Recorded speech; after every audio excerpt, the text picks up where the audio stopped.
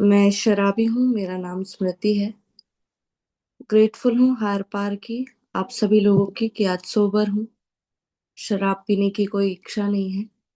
और बहुत ही सुंदर सुबह है, बहुत अच्छा लग रहा है।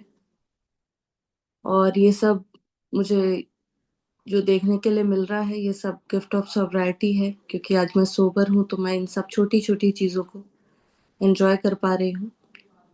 मैं छत्तीसगढ़ से हूँ। और यहाँ पे स्पेशली कोई फिजिकल मीटिंग्स नहीं होती। होती भी हैं तो फिर मेरे आसपास नहीं होती। तो ये ऑनलाइन मीटिंग मेरे लिए एक मेजर कनेक्ट का काम करती है। मैं सारी दुनिया के लोगों से इन ऑनलाइन मीटिंग्स के थ्रू जुड़ती हूँ। और जो सबसे इम्पोर्टेंट कड़ी होती है हम लोग के बीच में, जो कॉमन होती है, वो है हमारा पर्पस। सोबर रहना, हमारी रिकवरी। और कॉमन प्रॉब्लम भी एक ही है, अल्कोहलिज्म की। कनेक्ट तो बन ही जाता है, बट बहुत ही ज़्यादा ग्रेटफुल हूँ इन ऑनलाइन मीटिंग्स की। इसके वजह से मैं कनेक्ट कर पा रही हूँ। और मुझे यहाँ पे आज होस्ट करने के लिए मौका मिला है, और इसके लिए भी बहुत ज़्यादा ग्रेटफुल हूँ। और जैसा कि हम सब जानते हैं कि यूनिटी ग्रुप ऑफ ए की तरफ से they are celebrating this December month for women with the theme courage to change. और संडे को जैसे कि एक एपिसोड होता है सोबर गपशप का। और आज के जो हमारे गेस्ट हैं वो है सुनैना। सुनैना एम, इनकी डेट ऑफ सोब्राइटी है 14 December 2000 and sorry, I am really sorry, इनकी डेट ऑफ सोब्राइटी है 6 नवंबर 2020। और इनका होम ग्रुप है new life group Bandra. Sunaina, आपका बहुत बहुत स्वागत है। Thank you Smriti. So before we start, जो नॉर्मल क्वेश्चंस यूजुअली जो होते हैं वो है कि how you came to A, what happened, और क्या हुआ था कि आपको ए में आने की जरूरत पड़ी। तो Sunaina, are we good to start? Yes, absolutely. Okay.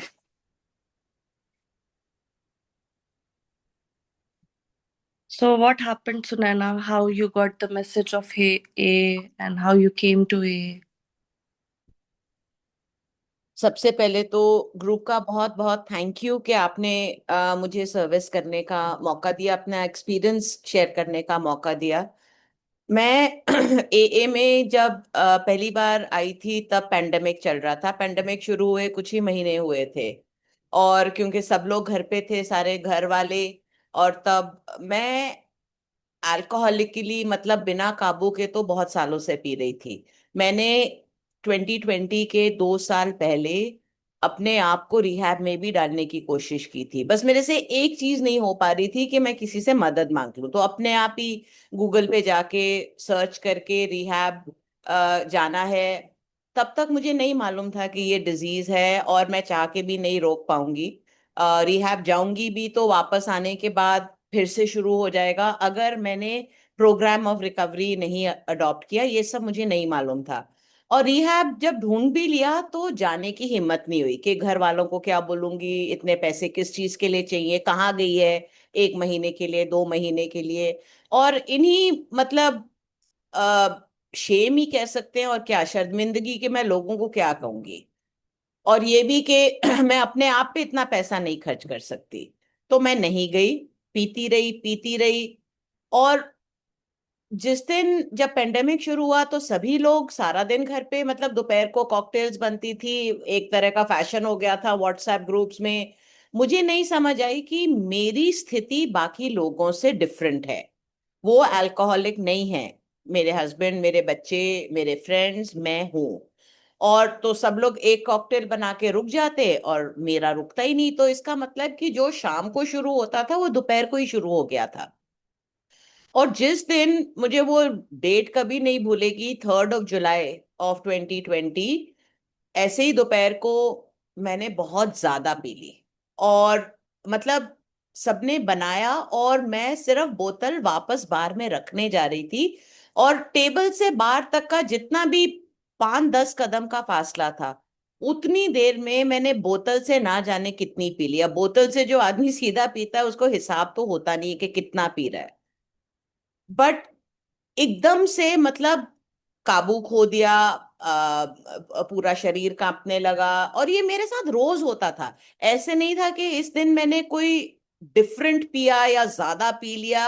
ये मैं रोज करती थी, छुपा के, झूठ बोल के, दाएं बाएं देख के कि कोई देख नहीं रहा है, और सीधा, क्योंकि ग्लास में डालती तो सबको पता चलता, तो सीधा बोतल से ही पीना शुरू कर दिया था। क्योंकि मुझे शराब का स्वाद नहीं चाहिए था, मुझे शराब का सिर्फ इफेक्ट चाहिए था, जो महसूस होता है। और उस दिन पता नहीं क्यों मुझे बहुत ज्यादा डर लगा। आज मैं मानती हूं कि वो जो टेरर जिसको हम बोलते हैं, जो डर था मेरे अंदर, वो उस दिन पैदा हुआ। हालांकि मैं रोज ऐसे पीती थी, ये मेरे लिए सबसे पहला स्पिरिचुअल एक्सपीरियंस था। ये मेरे उच्च शक्ति की देन थी कि मुझे इतना डर लगा कि पहली बार ये दिमाग में आया कि मुझे मदद चाहिए। ये बात मुझे इतने सालों से ध्यान में नहीं आई थी। मैं अपने आप ही रोकने की कोशिश करती थी, संडे को नहीं पीऊंगी, दोस्तों के साथ नहीं पीऊंगी, सिर्फ यहाँ सिर्फ वहां, ये छोड़ के शराब दूसरी उठा लो, शायद इस ये सूट नहीं करता, वो सूट कर जाएगा। और ऐसा हमारे बिग बुक में भी लिखा है। हम सब बहुत तरीके अपना के ही ए में आते हैं। कोई भी सबसे पहले ए में नहीं आता कि चलो देखते हैं ये लोग क्या बातें कर रहे हैं। बहुत जब हद से बात निकल जाती है, रॉक बॉटम जिसको हम बोलते हैं, तभी आते हैं।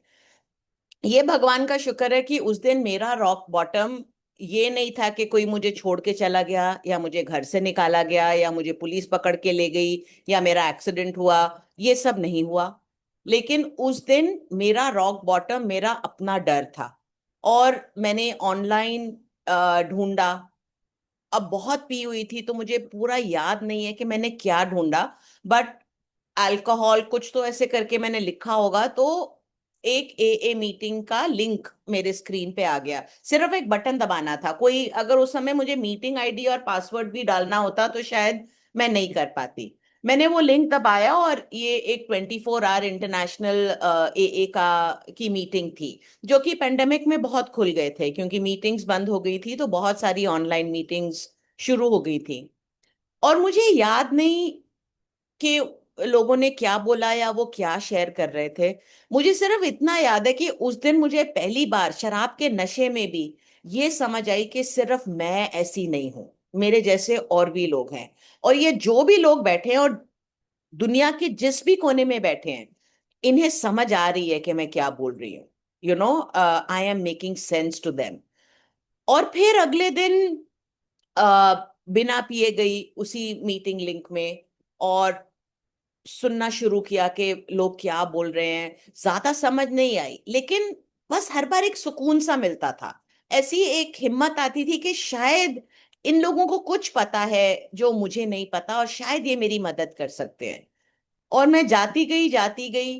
फिर 1-1.5 महीने बाद ये स्पॉन्सर स्पॉन्सर वर्ड सुनती थी। तो फिर 1-1.5 महीने बाद हिम्मत आई कि मैं अब इंडिया में, उस समय मैं दिल्ली में रहती थी, कि मैं दिल्ली में किसी से बात करना शुरू करूं। 1-1.5 महीना मुझे बहुत डर था कि लोगों को पता चल जाएगा, औरतें तो शराबी होती नहीं है, और लोग क्या कहेंगे कि 2 बच्चों की माँ है, अच्छे घर की है, अच्छा खाती पीती है, और इस तरह से अपना अल्कोहल नहीं कंट्रोल कर पाती। ये सब बातें मुझे बहुत रोकती थी। फाइनली 1-1.5 महीने बाद मैंने इंडिया एए से नंबर लिया, दिल्ली में एक मेंबर का, उनको लेडी मेंबर का, उनको फोन किया, और उनसे बात करनी शुरू की। बहुत हिम्मत मिली। बिल्कुल जजमेंट नहीं, मैं कुछ भी बताती थी तो वो बस हंस देती थी। बहुत हिम्मत आई उनसे बात करने की, और फिर उन्हें अपना स्पॉन्सर बनाया, फिर कदम किए। और आज अब 5 साल से थोड़ा ऊपर हो गए हैं। एकदम से नहीं रुकी शराब, थोड़ा टाइम लगा। क्योंकि मैं आई थी 3 जुलाई को, मेरा सोब्राइटी डेट 6 नवंबर का है, तो 3 जुलाई से 6 नवंबर तक का सफर थोड़ा गिरना, थोड़ा उठना, ज्यादा उठना, कम गिरना, ऐसे ही चलता रहा। और आज यहाँ हूँ। अ, इस समय जो जिंदगी है, अगर मैं 5 साल पहले का सोचूं तो there is nothing in common. कुछ भी नहीं है मेरी जिंदगी में जो बदला नहीं है। आ, कुछ रिश्ते हैं, कुछ चले गए। आ, और अपने आप हुआ, मुझे कोशिश नहीं करनी पड़ी किसी भी चीज के लिए। और बहुत खुश हूं आज। आपने स्मृति गिफ्ट्स ऑफ सोब्राइटी, फ्रूट्स ऑफ सोब्राइटी का जिक्र किया जब आप इंट्रोडक्शन कर रही थी। मेरी आज पूरी जिंदगी, जिंदगी का हर पहलू is a gift of sobriety. Thank you. Thank you Sunaina. जैसे आपने अभी बोला कि औरतें तो शराबी होती नहीं है, ये यूजुअली सोसाइटी में ऐसा ही देखा जाता है।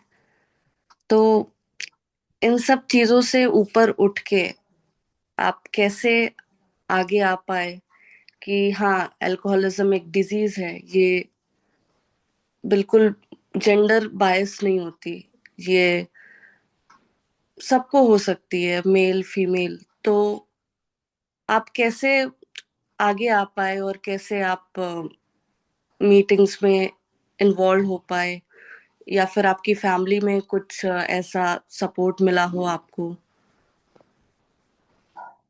आ, औरतें शराबी नहीं होती हैं, ये तो मेरा पूरा मानना था। और ये भी मानना था कि अगर होती भी हैं तो पढ़ी लिखी, अच्छे खाते पीते घर की औरतें नहीं होती। और खास करके जिनके बच्चे होते हैं वो तो नहीं। एक माँ कैसे शराबी हो सकती है? बहुत सारी धारणाएं थी मेरे दिमाग में अबाउट अल्कोहलिज्म। कैसे दूर हुई? मीटिंग में आके, जब डिजीज के बारे में सुना, जब दूसरी औरतों को मीटिंग रूम्स में देखा, आदमियों की शेयर सुनी, औरतों की शेयर सुनी, कोई फर्क नहीं था। जो आदमी महसूस करते हैं, अकेलापन, घबराहट, लॉस ऑफ कंट्रोल, गुस्सा काबू में नहीं आता, वही चीजें औरतों ने बोली। सबकी परिस्थितियां अलग होती है, लेकिन the experience of being an alcoholic, वो औरतों में और आदमियों में मुझे कोई फर्क नहीं दिखा। मीटिंग्स अटेंड करके ही सारे भ्रम दूर हुए, एक एक करके, और कोई तरीका नहीं था। और औरतों का एक्सपीरियंस सुना, बहुत आइडेंटिफिकेशन मिली। मेरी फैमिली में मुझे सपोर्ट नहीं मिला, फॉर द सेम रीजंस कि मैं नहीं आना चाहती थी कि लोग क्या कहेंगे, लोगों को पता चलेगा। क्योंकि समाज में मेरे हस्बैंड की फैमिली का और मेरी अपनी फैमिली की पहचान थी, अच्छा उठना बैठना था। हर शहर में जहाँ आप सारी उम्र रहो तो जान पहचान तो होती है। तो पहले 2-3 महीने बहुत अच्छा लगा सबको कि चलो ये कम पी रही है या नहीं पी रही है। और जब 2-3 महीने निकल गए, जब शराब रुकनी शुरू हो गई काफी समय तक, तब सबको लगा कि ये क्या बात है, रोज मीटिंग करनी है, रोज शाम को अब तुम 7 से 8:30 अवेलेबल नहीं होगी, हम कुछ कर नहीं सकते हैं, क्या जरूरत है, अब रुक तो गई है, कम तो पी रही हो, क्या प्रॉब्लम क्या है? और मैं समझा नहीं पाती थी कि अगर मीटिंग में नहीं जाऊंगी तो फिर पीना शुरू कर दूंगी वैसे ही। मुझे, मेरे लिए इन लोगों के बीच रहना बहुत जरूरी है। यहाँ रहती हूँ इसीलिए रोक पा रही हूँ। फिर जब फिजिकल मीटिंग्स खुली कुछ महीनों बाद, तो फिजिकल मीटिंग जाने में तो बहुत पाबंदी थी मेरे पे, मुझे मीटिंग अटेंड नहीं किया जाता था। मेरी स्पॉन्सर मुझे एक ही बात बोलती थी, your recovery is your responsibility. Problem तुम्हारी है, डिजीज तुम्हारा है, इसका इलाज भी तुम्हारी जिम्मेवारी है। अगर तुम इसके लिए वेट करोगी कि घर वाले शाबाशी देंगे, घर वाले सराहना देंगे या तुम्हें सपोर्ट करेंगे, तो तुम अभी स्वीकार कर लो कि तुम सारी उम्र बस पी पी के ही मर जाओगी। तुम्हें अपने आप करना होगा जो करना है। तो मैं करती रही, बहुत हिम्मत करके मैंने बोला कि मुझे मीटिंग में जाना है। मैं मैं जिंदा नहीं रहूंगी अगर मैं नहीं गई तो। किसी को ये बात समझ नहीं आई थी, लेकिन मुझे समझ आ गई थी। कुछ महीने हो गए थे और मुझे समझ आ गई थी कि मेरा यही इलाज है, ए के कमरे। और पहली बार जब ए मीटिंग में गई तो सिर्फ आदमी, कोई औरत नहीं थी। बड़ा डर लगा, बड़ा अजीब लगा। कोई पहचान वाला है, क्या कहेंगे? चुपचाप कोने में एकदम पीछे जाके बैठ गई। और किसी ने मेरे तरफ एक आंख उठा के नहीं देखा, किसी ने ध्यान भी नहीं दिया कि मैं बैठी हूं। ये सिर्फ मेरी नजर में था, क्योंकि वो आदमी जो बैठे थे ना ए के कमरों में, उन्हें पता था कि औरत और आदमी में कोई फर्क नहीं है, सिर्फ मुझे नहीं पता था। इसलिए मैं सेल्फ कॉन्शियस हो रही थी। किसी ने मुझे कोई एक्स्ट्रा बात नहीं की। ये नहीं पूछा कि अरे आप कैसे इन कमरों में। बस जैसे सब लोग बैठे थे वैसे मैं बैठी थी, 2-3 दिन बार गई तो शेयर करने की भी हिम्मत आई, शेयर किया। सबने वैसी ताली बजाई जैसे सबके लिए बजती है, और धीरे धीरे समझ आने लगी कि कोई फर्क नहीं है, कोई फर्क नहीं है। और कई बार आज भी होता है कि मैं फिजिकल मीटिंग्स में जाती हूँ तो मैं अकेली औरत होती हूँ। अब बॉम्बे में आके ऐसा नहीं होता, दिल्ली में अक्सर होता था, पर अब मुझे कोई फर्क नहीं पड़ता, पर ये सारा कुछ मीटिंग्स में जा जाके ही समझ आई, स्मृति। जी सुनैना, ये तो आपने बिल्कुल सही कहा कि कोई फर्क नहीं है। और डिजीज बिल्कुल भी बायस नहीं है मेल और फीमेल के बीच में। और कई जगह मैं अपने आप को आइडेंटिफाई भी कर पाई कि कहते हैं कि जब शराब रुक तो गई है, अब मीटिंग्स करने का क्या जरूरत है। बट हाँ, हमें सोबर रहने के लिए यहाँ पे रोज मीटिंग्स करने की और प्रोग्राम करने की जरूरत होती है। ये तो हमें खुद ही समझना पड़ता है, because our recovery is in our hand. तो आगे आपने स्पॉन्सर की भी बात की थी सुनैना, तो मैं आपसे ये पूछना चाहूंगी, how you met your sponsor, और आपको कैसे लगा कि आपको इन्हीं को अपना स्पॉन्सर लेना चाहिए। स्मृति, अगर ये सब मैं सोचने बैठती ना तो आज भी शराब पी रही होती। जब मैंने 1-1.5 महीने बाद इंडिया एए में दिल्ली का नंबर ढूंढा, हेल्पलाइन पे फोन किया, वो इंसान जिन्होंने हेल्पलाइन उठाई वो उस समय हाईवे पे स्कूटर चला रहे थे।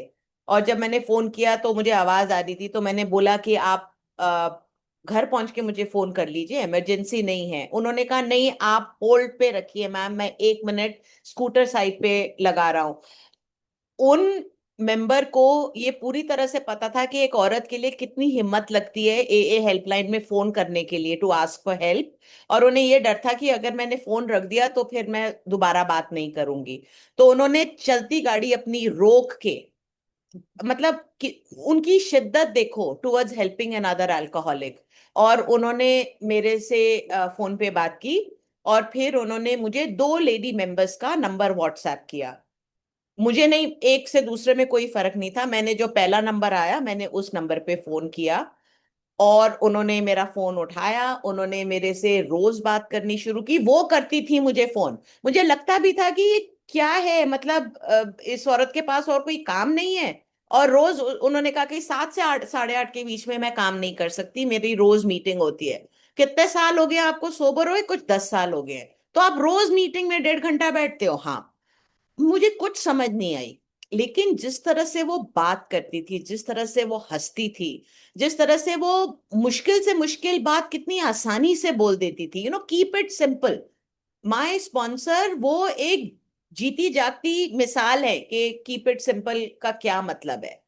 तो उनसे बात करके हर बार बहुत अच्छा लगता था, और बहुत हिम्मत आती थी, लगता था इन्होंने कर लिया तो मैं भी कर पाऊंगी। मेरी अपनी कोई भी प्रॉब्लम इतनी गंभीर नहीं लगती थी उनसे बात करके। तो मैंने फिर कुछ समय बाद उन्हें अपना स्पॉन्सर बनाया, उनसे पूछा और उन्होंने हाँ किया। और फिर उन्होंने मेरे साथ 12 कदम किए। जी सुनैना,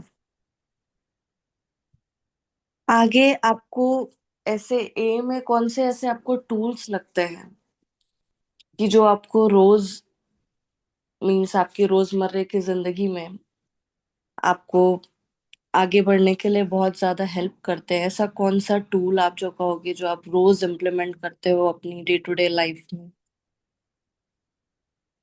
स्मृति, हमारे 12 कदम में साफ लिखा है, practice these principles in all our affairs.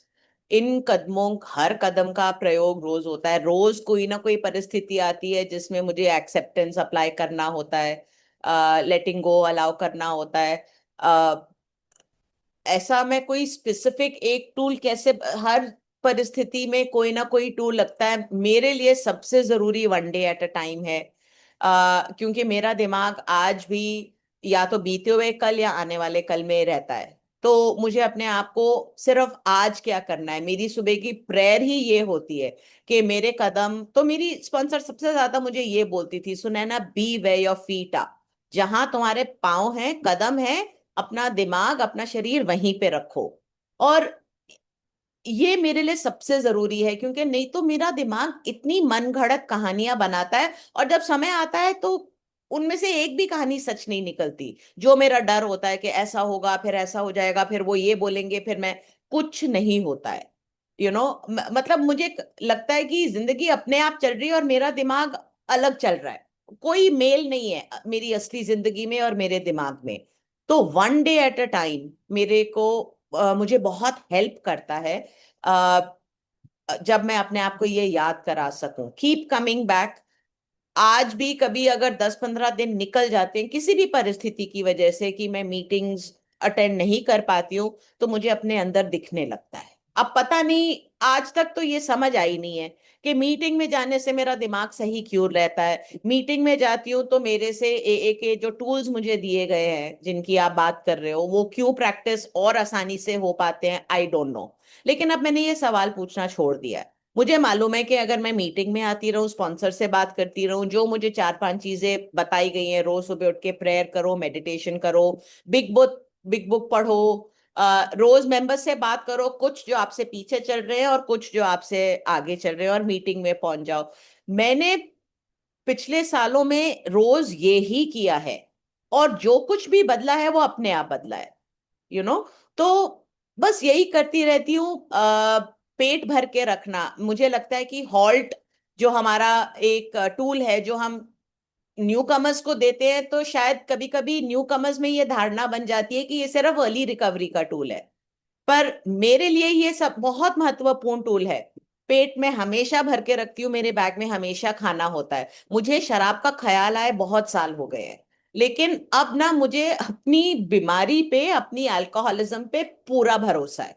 मुझे मालूम है कि मेरी बीमारी सिर्फ इसलिए दूर है क्योंकि मैं ये टूल्स अप्लाई करती हूँ। मेरे पास ये लग्जरी नहीं है कि मैं एक दिन कहूं कि चलो आज गुस्सा चल जाएगा, आज चलो खाना नहीं खाते हैं, खाली पेट में ही काम पे चले जाते हैं, या आज मैं बैठ के ना बीते हुए कल के बारे में पूरा खोल के अपना पोथा बैठती हूँ कि क्या क्या हुआ मेरे साथ। ये लग्जरी मेरे पास नहीं है। तो मुझे ये टूल्स रोज अप्लाई करने पड़ते हैं, और मेरे लिए हॉल्ट बहुत जरूरी टूल है आज भी।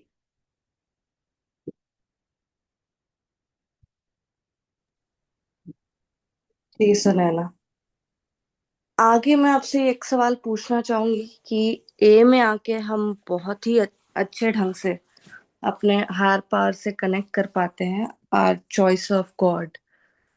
तो मैं ये जानना चाहूंगी कि आपका जो पहले हार पार के साथ कनेक्ट था और एक में आने के बाद जो आप आज आपका जो कनेक्ट है हायर पावर के साथ, वो कैसे बदला? आप पहले से ही ज्यादा कनेक्टेड थे या फिर ए में आके आप ज्यादा कनेक्ट फील कर पा रहे हैं?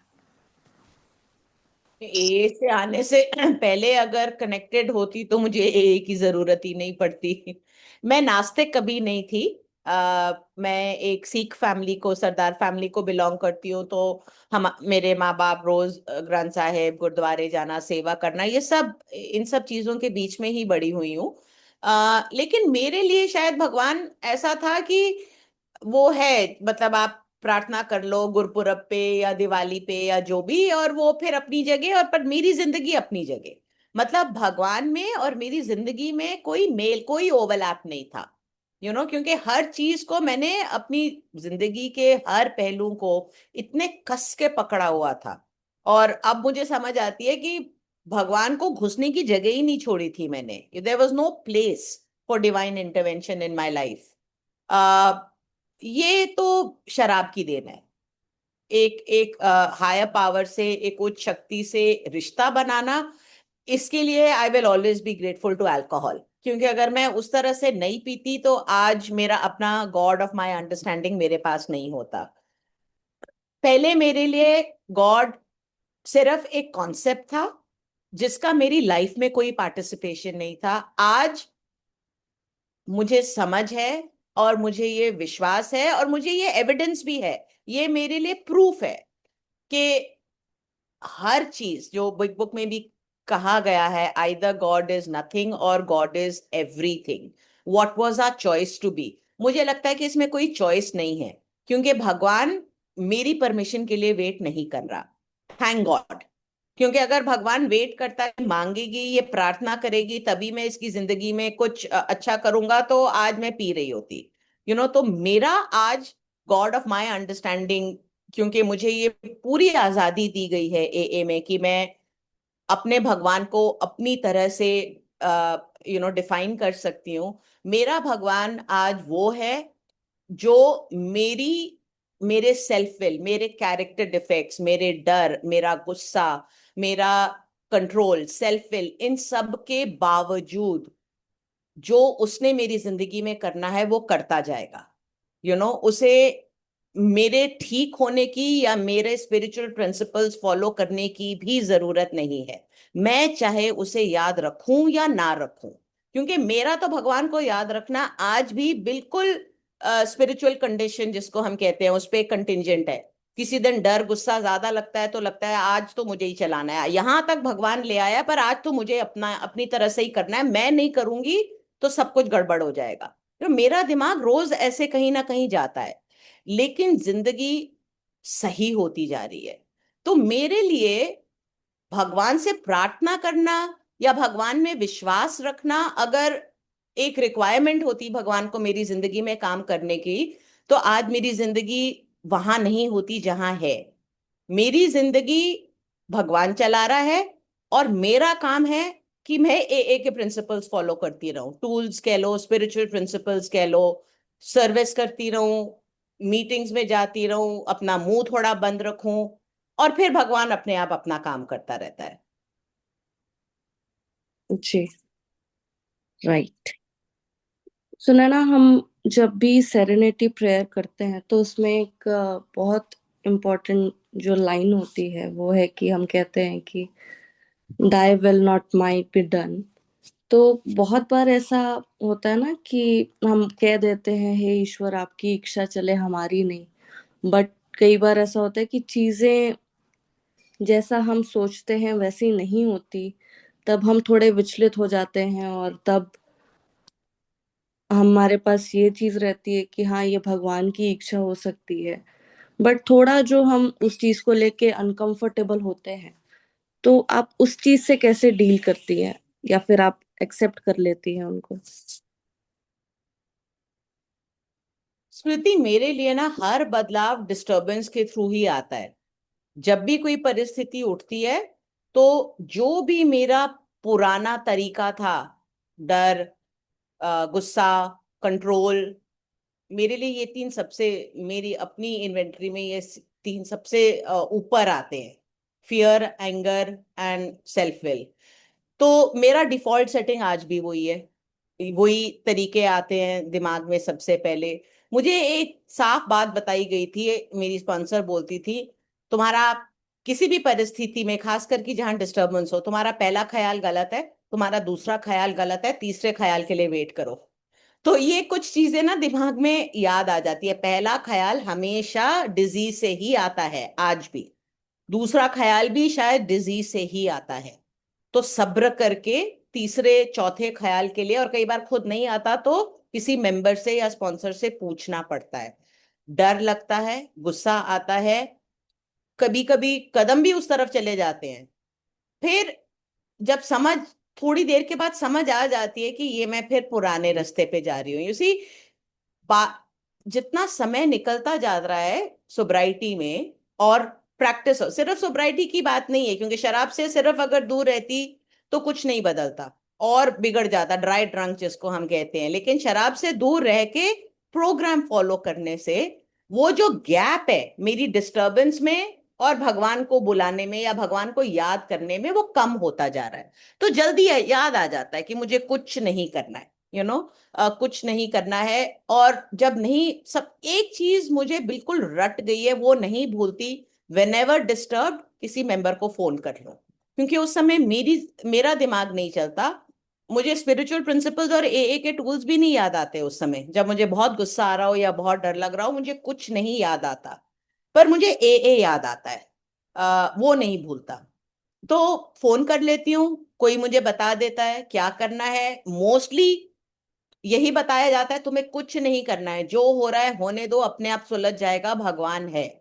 और फिर उसको छोड़ देने की, सिर्फ सब्र से इंतजार करने की, one step at a time लेने की, do the next right thing करने की फिर से हिम्मत आ जाती है।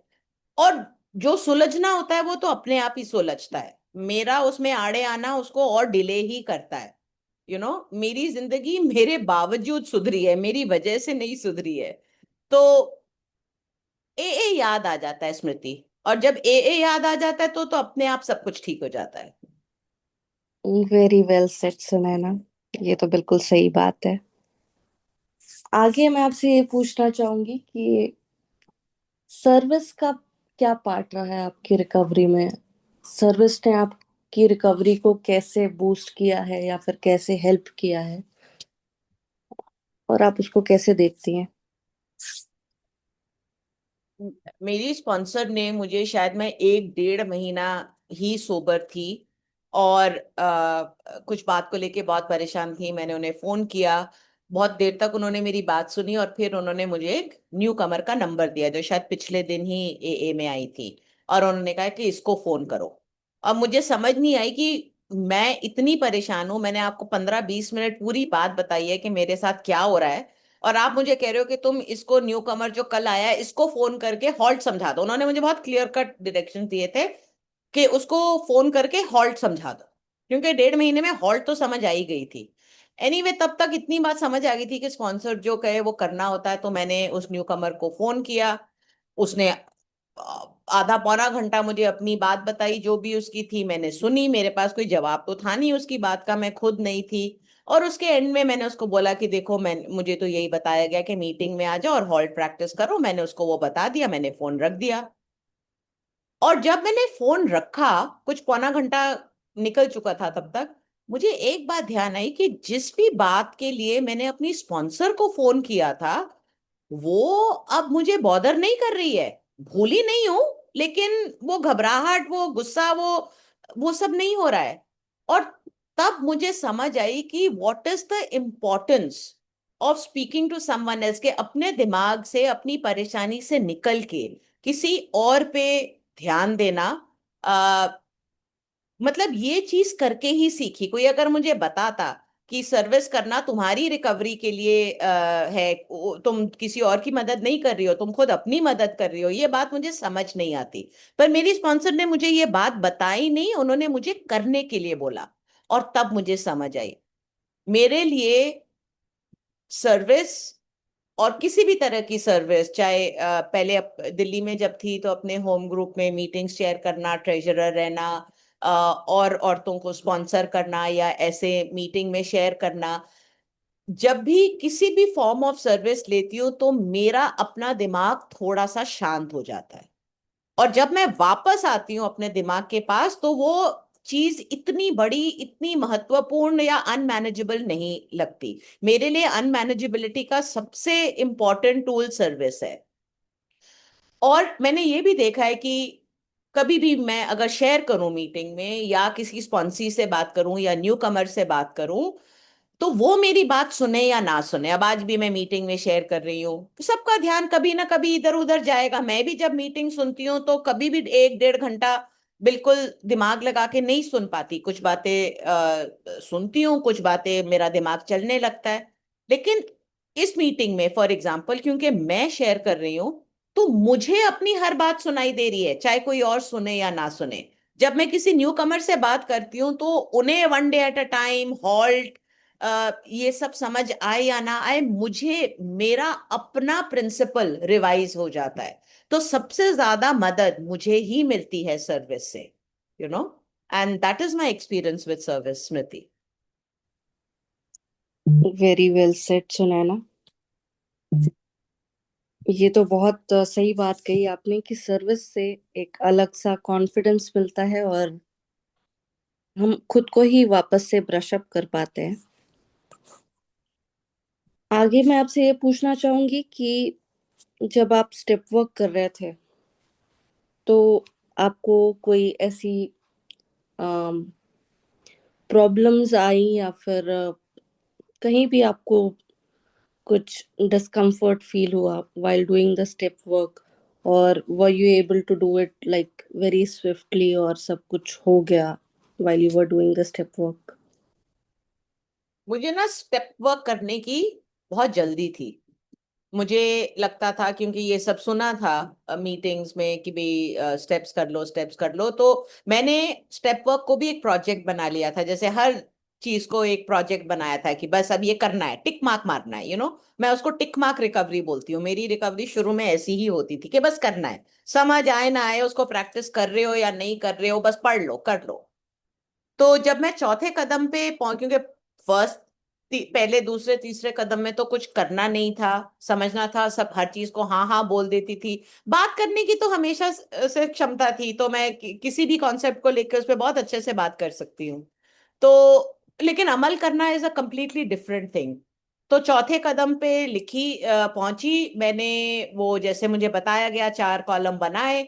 उसमें जो मेरा रिजेंटमेंट का कॉलम था कि भी लोगों ने क्या किया, मुझे किस वजह से रिजेंटमेंट है, उसमें तो मतलब शायद पूरी किताब ही भर गई थी। और जो बाकी के 2 कॉलम थे, थर्ड और फोर्थ कॉलम, वो जैसे मतलब टिक मार्क कर दिया, लिख दिया, कुछ ज्यादा समझ नहीं आई। स्पॉन्सर के पास जब फिफ्थ स्टेप करने के लिए मैं लेके गई अपने कागज, तो उन्होंने पहले कॉलम को देख के बोल दिया, ये सब बकवास है, तीसरे और चौथे कॉलम की बात करो। और मैंने जाके पी ली। मैंने चौथा कदम 3 बार किया है। पहली बार मेरे को 3 अटेम्प्ट लगे करने के लिए, क्योंकि ये देखना कि रिजेंटमेंट सिर्फ इसलिए लिखी जा रही है ताकि तुम देख सको कि इस रिजेंटमेंट में तुम्हारा क्या हाथ है, तुमने कैसे इसको बढ़ावा दिया, इसको अलाउ किया, और तुमने कैसे रिटेलिएट किया। ये देखने का मतलब है, ये नहीं कि दूसरों ने क्या किया है। और इसका ये मतलब नहीं था कि दूसरों जो मैं लिख रही हूं कि ये गलत हुआ या वो गलत हुआ या इसने ऐसे बोला, वो मैंने झूठ नहीं लिखा था, वो हुआ था। लेकिन जो हुआ उससे ऊपर उठना, उसको डील करना, उसको एक्सेप्ट करना, ये मेरी जिम्मेवारी थी। ये बात समझने के लिए मुझे स्टेप 4 3 बार करना पड़ा कि serenity prayer, accept the things I can not change. Serenity prayer ये नहीं बोलता कि जो भी पास्ट में आपको लगता है अच्छा या बुरा हुआ, वो आपकी कल्पना है, वो वास्तव में हुआ नहीं था, हुआ था। मेरी मेमोरी बिल्कुल इंटैक्ट है। लेकिन मेरा job is accept what I can not change and change what I can. मेरा जो प्रोग्राम है, के 12 कदम का प्रोग्राम, वो मुझे इन चीजों पे फोकस करने के लिए बोलता है कि मैं क्या कर सकती हूँ। और प्रोग्राम तो तभी शुरू होता है जब मैं स्टेप 1 कर लूं, ये ऐसा ही है, अब मुझे क्या करना है। ये बात समझने के लिए मुझे काफी समय लगा। लेकिन जब समझ आ गई, जब तीसरी बार स्टेप 4 लिखा, स्टेप 5 किया, उसके बाद ज्यादा समय नहीं लगा। उसके बाद से कभी भी अब दोबारा मुझे, क्योंकि मैं इतनी बार गिर के मैंने ये कदम किया, अब मुझे नहीं भूलता कि जो, अगर मुझे ऐसे ही हैप्पी जॉयस एंड फ्री जो प्रॉमिस ऑफ द प्रोग्राम है, इसको मुझे कमाना पड़ता है, रोज कमाना पड़ता है, दूसरों की गलतियों को इग्नोर करके। इग्नोर का मतलब ये नहीं है कि मैं भूल जाऊं, लेकिन उसमें अपना हाथ देखूं, my side of the street को सही करूं और आगे बढ़ूं। जहां मेरी गलती है, और ऐसी कोई भी परिस्थिति नहीं आई है जहां मुझे लगा है कि मेरे साथ गलत हुआ है और उसमें मेरा हाथ ना हुआ हो, ऐसा नहीं होता है। अपना जो भी मेरा पार्ट है उसके मैं अमेंड्स करूं, तभी हैप्पी जॉयस एंड फ्री मेरे हिस्से आती है। इसे कमाना पड़ता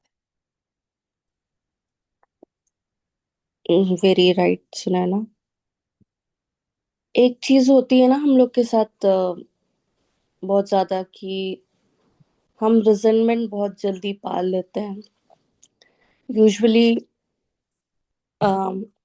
कोई भी चीज अगर हमारे मन की ना हो रही हो तो गुस्सा भी आता है, और फिर ऐसा लगता है कि अरे इस इंसान ने ऐसा क्यों कर दिया, इसने ऐसा करना चाहिए था। और ये डे टू डे लाइफ में ना बहुत ज्यादा होती है। और इन सब से आप कैसे डील कर पाती हैं? बिकॉज हमको ए में यही सिखाया जाता है कि resentment is a luxury we can not afford. तो इन सब चीजों से आप डे टू डे में कैसे डील करती हैं? आपने बिल्कुल सही कहा, डे टू डे में रोज रिजेंटमेंट आती है, दिन में कई बार आती है। मेरा दिमाग, देखो, जो मेरी डिजीज थिंकिंग है ना, वो कहीं नहीं गई है स्मृति, वहीं की वहीं है। अब पता नहीं, और 10 साल बाद शायद नीचे हो जाए, प्रमिला जी जैसे लोगों से पूछना पड़ेगा, लेकिन जहां तक मैं पहुंची हूं ना, वो मेरी थिंकिंग वो ही है। मैं सही, दूसरे गलत, मेरा क्या होगा, मुझे अपना देखना है। और अगर अपना देखना है तो हमेशा टॉप ऑफ द हीप और बॉटम ऑफ इट, या तो मैं दूसरों से बहुत ऊपर हूं, या फिर मैं कुछ भी नहीं हूं, बाकी लोग सब है। ये ही मेरी थिंकिंग है, ब्लैक एंड वाइट, ऑल और नथिंग। और तो ऐसी थिंकिंग में रिजेंटमेंट तो आएगी।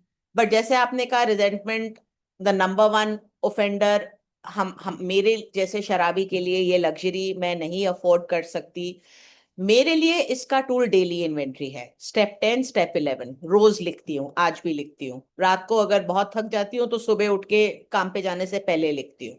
मेरे लिए बहुत जरूरी है। आज की तारीख में मेरी खुद की इन्वेंट्री मेरा सबसे बड़ा स्पॉन्सर है। रोज हर इंटरेक्शन को देखती हूँ, हर रिजेंटमेंट को लिखती हूँ, उसमें अपना पार्ट देखती हूँ। Where was I selfish, self centred, dishonest and afraid, जैसे बिग बुक में बताया गया है। अपना पार्ट देखती हूँ, अगले दिन अपना पार्ट सुधारने की कोशिश करती हूँ। आई प्रे हर रोज, ये मेरे में भगवान आज भी है आप, क्योंकि आज तक स्मृति मैं कभी नहीं कर पाई हूं कि मैं किसी कैरेक्टर डिफेक्ट को चाह के छोड़ दूं। नहीं होता है कि अब मुझे सेल्फिशली नहीं एक्ट करना है, या आज से मैं गुस्सा नहीं करूंगी। मेरे डिसीजन का मेरे कैरेक्टर डिफेक्ट्स पे कोई असर नहीं पड़ता। मेरे कैरेक्टर डिफेक्ट्स पे, मेरी रिजेंटमेंट पे सिर्फ उस चीज का असर पड़ता है जो मैं करती हूं। मेरे सोचने से, मेरे चाहने से उस पर कोई फर्क नहीं पड़ता। और करती मैं वो हूं जो 12 कदम कहते हैं। 12 कदम में जो प्रिंसिपल्स हैं, उसमें कोई ऐसी सिचुएशन नहीं आई है जिसमें उनमें से कोई ना कोई प्रिंसिपल अप्लाई नहीं होता। Restraint of pen and tongue, let go, act as if, carry on one day at a time. Restraint of pen and tongue मेरे लिए बहुत जरूरी है जब रिजेंटमेंट में हो। And the most important tool है, स्पॉन्सर से पूछ लो ना, सबसे आसान तरीका। अपना दिमाग लगाने की जरूरत ही नहीं है। रिजेंटमेंट आई, पता है, अब तो इतना पता है कि अगर रिजेंटमेंट आई है तो कुछ ना कुछ इसमें मेरा पार्ट है। और अब इस समय रिजेंटमेंट इतनी तेज है कि अपना पार्ट नहीं दिख रहा, तो स्पॉन्सर को पूछ लो, फोन कर लो, मीटिंग में ज्वाइन कर लो। कोई ना कोई 100% उससे मिलता जुलता एक्सपीरियंस शेयर करेगा, अपने आप जवाब मिल जाएगा। मीटिंग में हमेशा जवाब मिल जाता है, क्योंकि मेरी प्रॉब्लम सबकी प्रॉब्लम से अलग नहीं है। सबकी वही प्रॉब्लम्स होती हैं, सिर्फ सिचुएशन अलग होता है, पात्र बदल जाते हैं। मीटिंग में सुन लेती हूँ, स्पॉन्सर से बात कर लेती हूँ, रिजेंटमेंट का क्या करना है मिल जाता है। अब ये मेरे ऊपर है। अगर नहीं करूं मैं फोन तो मैं वो, और कई बार होता है, एक वो जिसको बोलते हैं परवर्स सोल सिकनेस, मालूम है कि रिजेंटमेंट है, मालूम है कि स्पॉन्सर को फोन करूंगी जवाब मिल जाएगा, मीटिंग में बैठूंगी जवाब मिल जाएगा, नहीं करती हूँ। 2 दिन मुझे वो रिजेंटमेंट पकड़ के बैठनी पड़ती है।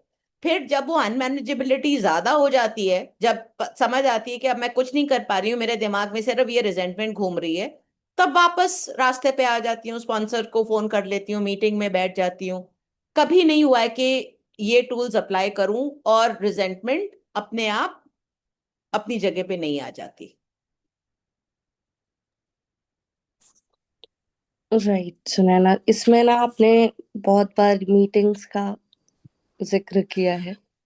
तो मैं आपसे यही पूछना चाहूंगी कि मीटिंग्स जो हम एवरीडे बेसिस पे जो करते हैं, वो आपकी लाइफ में क्या पार्ट रखता है? एवरीडे मीटिंग कितनी जरूरी है आपको करनी, और इससे आपको क्या क्या बेनिफिट्स मिल पाते हैं? मैंने एक बार अपनी स्पॉन्सर से पूछा था शुरू शुरू में कि ये रोज मीटिंग मुझे कब तक करनी है। और उन्होंने मुझे कहा था, जब ये तुम्हें सवाल पूछने की जरूरत नहीं पड़ेगी तब तक करनी है। और एए में ना स्पॉन्सर्स ऐसे ही उल्टे सीधे जवाब देते हैं जो ज्यादा समझ नहीं आते हैं। और आज मैं भी ऐसे ही जवाब देती हूँ, उल्टे सीधे। अब सोचो क्या करना है इसका। अ, मेरे लिए मीटिंग में, जो मैंने आपको शुरू में अपनी पहली मीटिंग का वो बताया था एक्सपीरियंस, मुझे कुछ नहीं समझ आई थी कि ये लोग God, higher power, principle, steps, sponsor क्या बात कर रहे हैं। मुझे सिर्फ एक बात समझ आई थी कि ये मेरे जैसे लोग हैं, इन्हें मेरी बात समझ आती है। और आज भी एज एन अल्कोहलिक मेरे अंदर अकेलापन, I am different, I don't belong की फीलिंग बहुत स्ट्रांग है।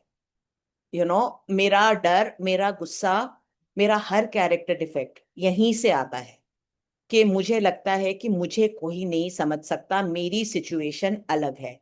जब मैं मीटिंग्स में बैठती हूँ तो मुझे उसका हल मिलता है।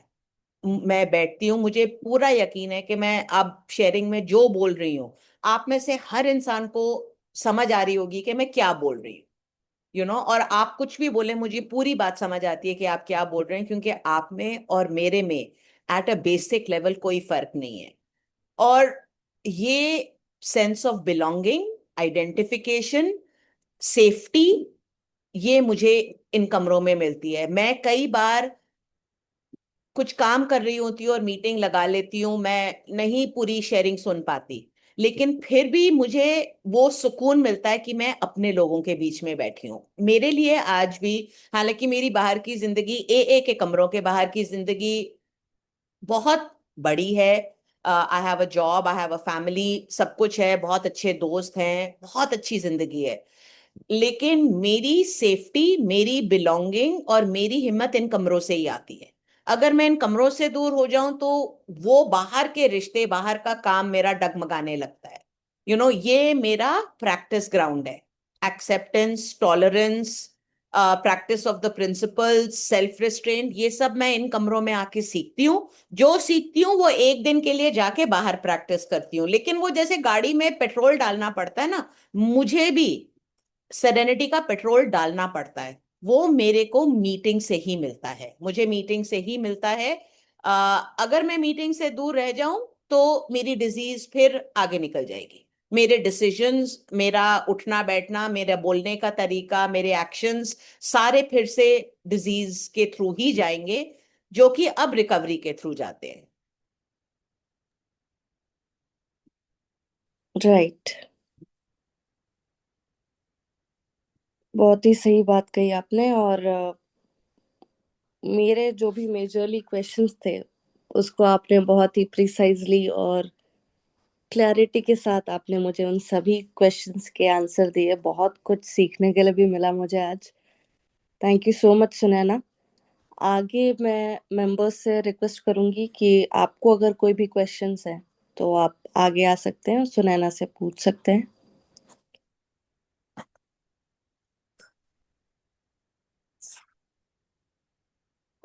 अनुराग। हाँ जी, मैं पूछता हूँ। या है, मेरा नाम अनुराग है और मैं एक शराबी हूँ। Thank you so much Sunaina, आपका जो एक्सपीरियंस है, आपकी जो जर्नी है, उसके बारे में हम लोगों के साथ शेयर करने के लिए। बहुत से न्यू कमर्स हैं इस ग्रुप में, जो अपनी जर्नी शुरू कर रहे हैं या कुछ आगे बढ़ रहे हैं धीरे धीरे।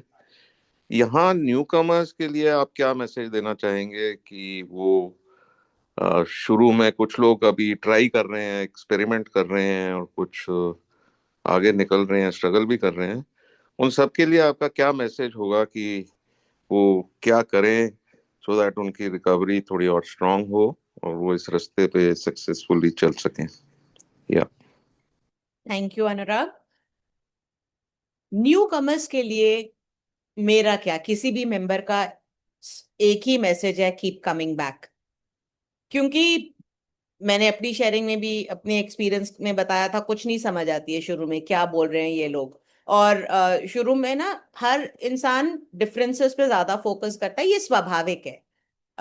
सबको ये देखना होता है कि मैं इन लोगों से अलग कैसे हूं। वही जो मैं आइसोलेशन, लोनलीनेस की फीलिंग बता रही थी कि इन्हें नहीं समझ आएगी मेरी बात। मुझे यही लगता था। मैं आप सबके लिए बहुत खुश हूं कि आपको अपनी प्रॉब्लम का सोल्यूशन मिल गया है, लेकिन मेरी सिचुएशन थोड़ी अलग है, आपको शायद पूरी तरह से समझ नहीं आएगी। मेरी फैमिली ऐसी है, मैं ऐसी हूँ, मेरे सर्कमस्टांसेस ऐसे हैं। और ये बातें कमरों में हर बार आके ही इन चीजों का जवाब मिलता है, तो कीप कमिंग बैक। समझ आए या ना आए, लगे कि ये सोल्यूशन मेरे लिए एप्लीकेबल है, आपको एक ही सवाल पूछना है किसी न्यू कमर को, क्या मुझे शराब से समस्या है? अगर इस जवाब सवाल का जवाब अपने आप को पूछने पे आपको हाँ का मिलता है कि alcohol is a problem for me, तो आप सिर्फ आते रहिए, बाकी सब कुछ अपने आप हो जाएगा। आप आते रहिए और मेंबर से बात करते रहिए, चाहे कुछ भी हो जाए। आप मीटिंग में रोज आ जाइए, अपने आप होगा। मैंने भी कुछ नहीं किया है, मीटिंग में आई हूं, मेंबर से बात की है, और आगे चलते चलते जो मुझे बोला गया था, रोज बिग बुक के 5 पेज पढ़ो, रोज सुबह प्रेयर बोलो। प्रेयर को मानो या ना मानो, बस बोल दो, नुकसान तो है नहीं। फायदा अगर आपको नहीं दिख रहा, नुकसान तो है नहीं, तो कर लो। और अपना दिमाग ना लगा के, जो मेरे से आगे चल रहे थे, जब उनके, और उन्होंने बहुत आसान चीजें बोली, जब जो जो बोला वो किया, सब कुछ बदल गया। कब शराब का ध्यान चला गया, कब alcohol stopped being a problem for me, कब जिंदगी सुधरने लग गई, कब मुझ में ऐसी चीजें करने की शक्ति आई जो मैं सोच भी नहीं सकती थी, ये सब अपने आप हुआ है। एक ही मैसेज है Anurag, keep coming back. Thank you so much Sunaina. आगे अगर और किसी को कोई सवाल है तो आप पूछ सकते हैं। आप थैंक यू। मैं एक बार ही थोड़ा सा ऐड करना चाहूंगा यहाँ कि कल हमारी जो मीटिंग थी उसमें हम स्पॉन्सरशिप पे पैम्फलेट पढ़ रहे थे, question and answers on sponsorship. And हमने रिक्वेस्ट किया था कि अगर किसी को स्पॉन्सर की जरूरत है वो बता दें। और यहाँ भी मैं ये कहूँगा, there some lady members here जो स्पॉन्सर देख रहे हैं, और जो लोग स्पॉन्सर बनना चाहते हैं, वो इनफैक्ट फीमेल स्पॉन्सर्स जो फीमेल टू फीमेल स्पॉन्सरशिप के लिए जो वॉलंटियर करते हैं, वो भी अपना हैंड रेज कर सकते हैं और अपना नंबर शेयर कर दें, सो दैट लोग आपको कांटेक्ट भी कर सकते हैं और आपको स्पॉन्सरशिप के लिए रिक्वेस्ट भी कर सकते हैं। जिनको स्पॉन्सर चाहिए वो भी यहाँ आप कांटेक्ट कर सकते हैं उन लोगों से जो अपना नंबर चैट बॉक्स में दे रहे हैं। सो इतना ही रिक्वेस्ट करना चाहूंगा मैं। या स्मृति। जी हाँ, थैंक यू सो मच अनुराग। आगे अगर किसी को कोई क्वेश्चंस हैं जो आप सुनैना से पूछना चाहते हैं तो आप जरूर पूछ सकते हैं।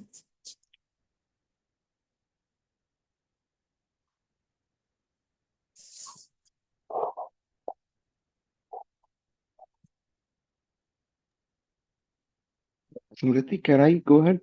या प्लीज।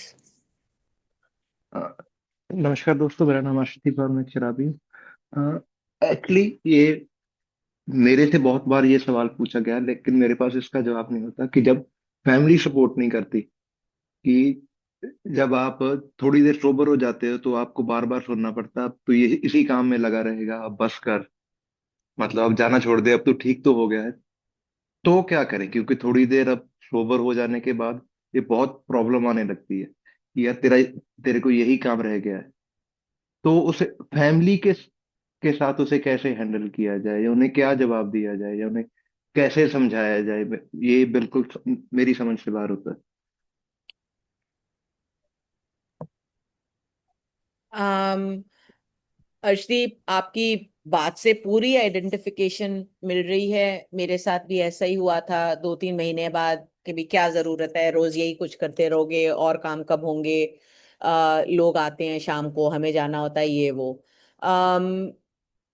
जैसे कि मैंने कहा था, मेरी स्पॉन्सर ने कहा था कि उनके समझने की जरूरत नहीं है, सिर्फ मुझे समझना है, बीमारी मेरी है, इससे निकलने की जिम्मेवारी मेरी है, उनकी नहीं है। उनको समझ आए ना आए, मुझे समझ आ गई थी कि मैं अल्कोहलिक हूँ, और मेरे लिए एक ही इलाज है, और वो है एए के कमरे। इसमें झगड़ा कभी नहीं किया, घर वालों से डिफाई कभी नहीं किया, अपनी बात एक बार बहुत शांति से, जैसे स्पॉन्सर बताती थी, बोल देती थी कि नहीं, मेरा जाना जरूरी है। और फिर चाहे रजामंदी हो या ना हो, मैं जाती थी, मैं मीटिंग्स करती थी। कई बार जब ऑनलाइन मीटिंग भी करनी होती थी, मुझे घर में एक्चुअली बहुत तंग किया जाता था उस समय। ए से कई बार होता है, फैमिली मेंबर्स को जेलसी होने लगती है, रिजेंटमेंट होने लगती है कि भाई इसका अब सारा टाइम इसी में जा रहा है। मैं बेसमेंट में जाके कई बार कॉफी शॉप में बैठ के हेडफोन्स लगा के सुनती थी मीटिंग। झूठ कभी नहीं बोला मीटिंग में जाने के लिए, क्योंकि ये मेरे वो क्या रिकवरी जो झूठ के बेसिस पे हो, कभी झूठ नहीं बोला। लेकिन मीटिंग में जाती थी, अगर कोई उल्टा सीधा सुनाता था घर आके, जो कि होता था कई बार, तो सुन लेती थी, जवाब नहीं देती थी। और थोड़ी देर बाद अपने आप सबको समझ आने लगी कि अब इसका कुछ नहीं हो सकता। कंसिस्टेंटली अपनी मीटिंग्स में जाना, लेकिन ना लड़के ना झूठ बोल के, आ, अपने आप लोगों ने एक्सेप्ट कर लिया। Thank you so much. Right. आगे अगर किसी को कोई सवाल है।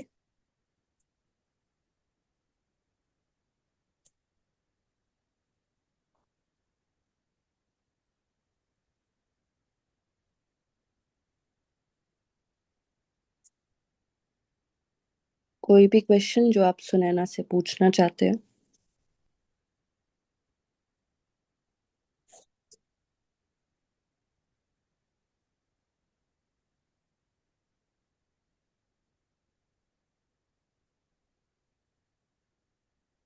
All right then. We'll wind up. Sunaina, you have really answered all of my questions. जो भी मेरा मन में आ रहा था, I just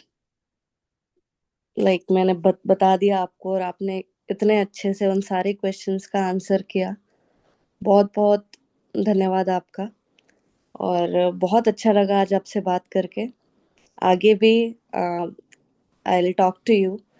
तो thank you so much. You have been an excellent guest and really nice to hear you.